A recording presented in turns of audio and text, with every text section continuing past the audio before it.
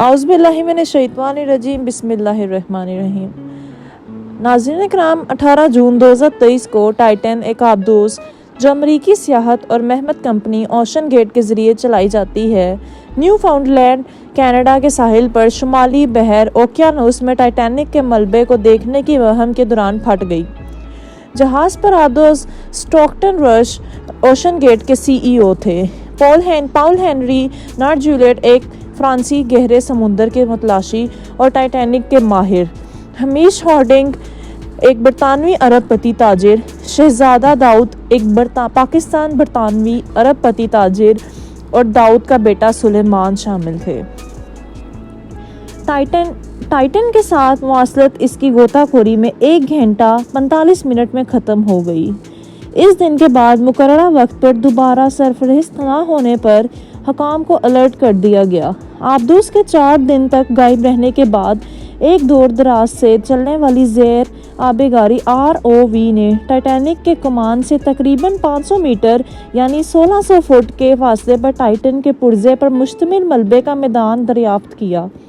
تلاش کے علاقے کو ریاستہائے متحدہ کی بحریہ USN کے سونار کے ذریعے ایک صوتی دستخط کی نشاندہی کی گئی تھی، جو آبدوز کے ساتھ مواصلات کے بند ہونے کے وقت کے قریب ایک صوتی دستخط کے ساتھ مطابقت رکھتا تھا، جس سے پتہ چلتا ہے کہ ٹائٹن کے نیچے اترتے وقت پریشر ہل پھٹ گیا تھا، جس کے نتیجے میں فوری طور پر تمام افراد ہلاک ہو گئے تھے۔ تلاش اور بچاؤ کا آپریشن ریاستہائے متحدہ کوسٹ گارڈ USCG USN اور کینیڈین کوسٹ گارڈ کی قیادت میں ایک بین الاقوامی ٹیم نے کیا۔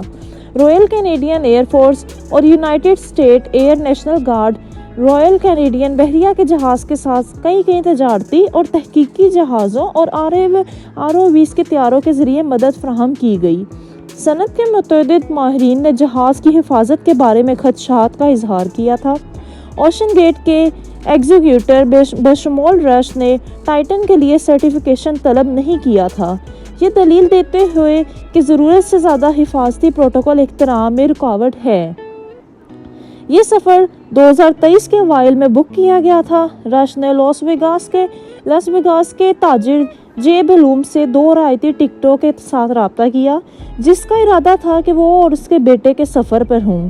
ارب پتی کو $2.5 لاکھ کی پوری قیمت کے بجائے $1.5 لاکھ فی سیٹ کی قیمت کی پیشکش کی گئی تھی، جس میں رش کا دعویٰ تھا کہ یہ سڑک پار کرنے سے زیادہ محفوظ ہے، لیکن بلوم نے حفاظتی خدشات کی بنا پر اس پیشکش کو ٹھکرا دیا۔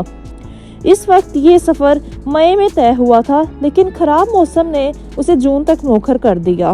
16 جون 2023 کو ٹائٹینک کی مہم سینٹ جانز نیو فاؤنڈ لینڈ سے روانہ ہوئی۔ تحقیق اور مہم جوئی کے جہاز MV پولر پرنس پر سوار ہوئے۔ یہ جہاز 17 جون کو غوطہ خوری کے مقام پر پہنچا تھا۔ ایک مکین ہمیش ہارڈنگ نے فیس بک پر پوسٹ کیا، نیو فاؤنڈ لینڈ میں 40 سالوں میں بدترین موسم سرما کی وجہ سے یہ مشن ممکنہ طور پر 2023 میں ٹائٹینک کا پہلا اور واحد عملے کا مشن ہوگا۔ موسم کی کھڑکی ابھی کھلی ہے اور ہم کل غوطہ لگانے کی کوشش کرنے جا رہے ہیں۔ اس نے یہ بھی اشارہ کیا کہ operation ETT 4 o'clock UTC 8 o'clock کے قریب شروع ہونا تھا۔ یہ آپریشن 18 جون کو صبح 9:30 بجے Newfoundland daylight time NDT پر شروع ہوا۔ نزول کے پہلے 1.5 گھنٹے تک ٹائٹن نے پولر پرنس کے ساتھ ہر 15 منٹ میں رابطہ کیا، لیکن صبح 11:15 بجے پر ریکارڈ شدہ مواصلات کے بعد مواصلت بند ہو گئی۔ آبدوز کے شام 4:30 بجے دوبارہ زندہ ہونے کی امید تھی۔ شام 7:30 پر امریکی کوسٹ گارڈ کو لاپتہ جہاز کے بارے میں مطلع کیا گیا تھا۔ ٹائٹن کے پاس اپنے 5 مسافروں کے لیے 96 گھنٹے تک سانس لینے کے قابل ہوا کی سپلائی تھی جب وہ روانہ ہوا، جو کہ 22 جون 2023 کی صبح ختم ہو جاتی اگر آبدوز برقرار رہتا۔ فوجی آبدوزوں کو تلاش کرنے کے لیے بنائے گئے امریکی بحریہ کے صوتی پتہ لگانے کے نظام نے ٹائٹن کے ڈوبنے کے چند گھنٹوں بعد ایک صوتی دستک کا پتہ لگایا۔ یہ معلومات آبدوز کے غائب ہونے کی اطلاع کے بعد دریافت ہوئی، جس کی وجہ سے بحریہ نے اس وقت سے اپنے صوتی ڈیٹا کا جائزہ لیا۔ بحریہ نے معلومات کوسٹ گارڈ کو دے دی ہیں۔ تاہم متحدہ coast guard, united state navy اور کینیڈین کوسٹ گارڈ نے تلاش اور بچاؤ کی کوششوں کی قیادت کی۔ رائل کینیڈین ایئر فورس اور united state air national guard کے ہوائی جہاز، ایک رائل کینیڈین بحریہ کا جہاز اور کئی تجارتی اور تحقیقی بحری جہاز اور دور دراز سے چلنے والی زیر آب گاری نے بھی تلاش میں مدد کی۔ اس تلاش میں سطحی تلاش اور پانی کے اندر سونار کی تلاش دونوں شامل تھے۔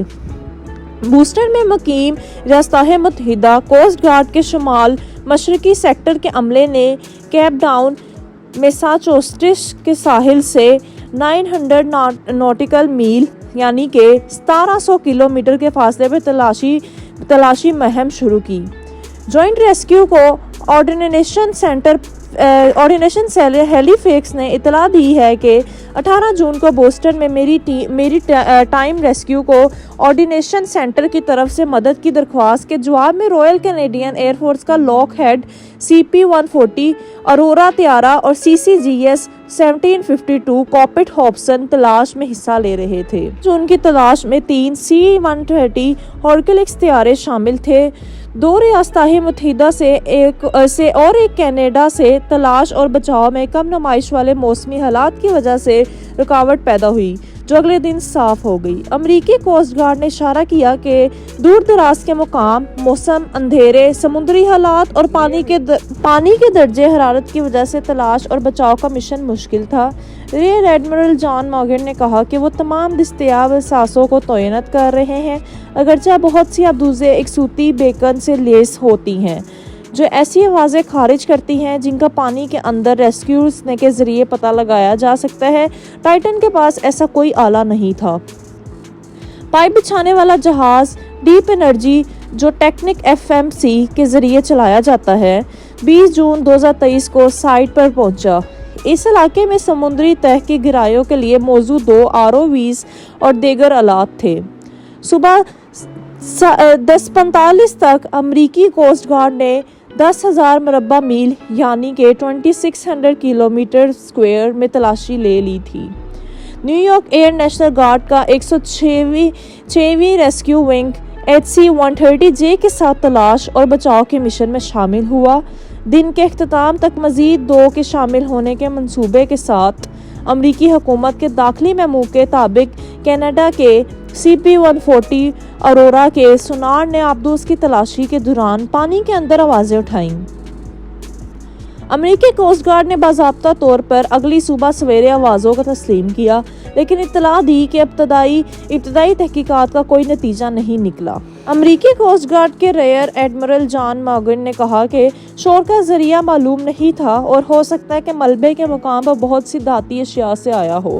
کینیڈا کے CP-140 اورورا طیارے نے اس سے پہلے سطح پر ایک سفید مستطیل چیز کو تیرتے ہوئے دیکھا تھا۔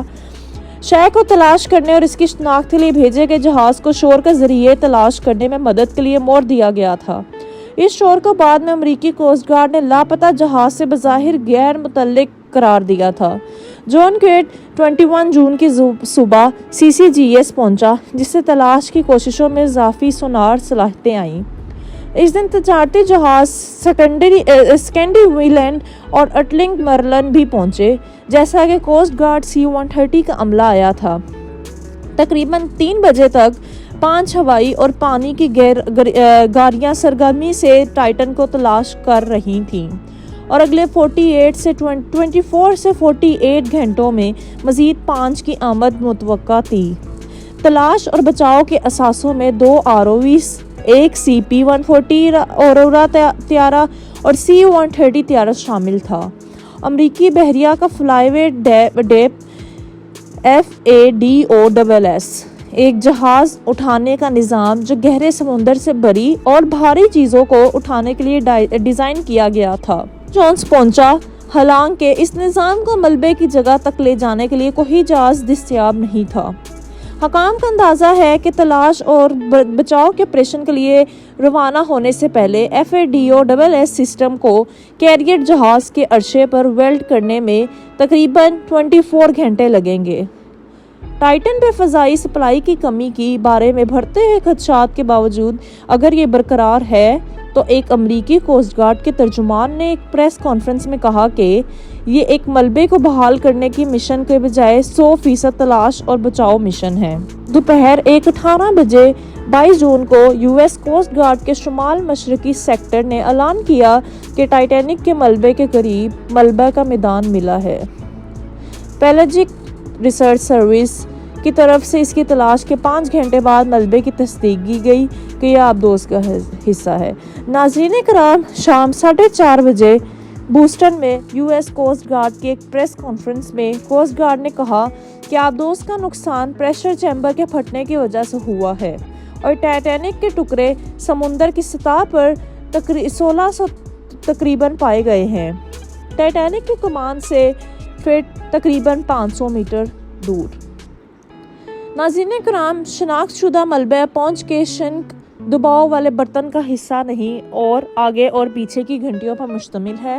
دباؤ والے برتن کے دونوں حصے سمندری ماحول سے عملے کی حفاظت کرنا چاہتے ہیں۔